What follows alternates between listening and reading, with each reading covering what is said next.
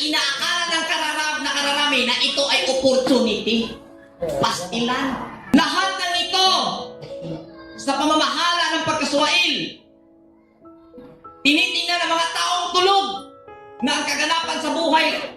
Ang mga nagaganap nito sa mga taong, mga sikat, mga artista, mga Hollywood, mga ano pa. Ang tawag nila, opportunity. Hungog. Anong sabi ng Isaya? Pagdating ng araw, darami ang kasamaan. Ang mabuti titingnan masama.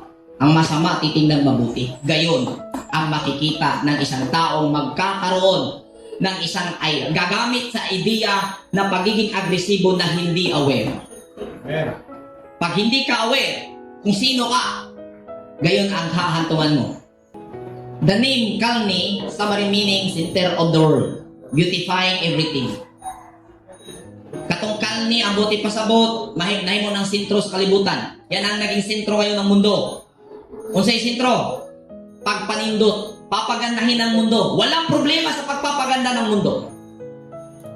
Ang problema, papagandahin mo sa pamumuno ng suwail na ugali, suwail na attitude. Wawasak at mawawasak.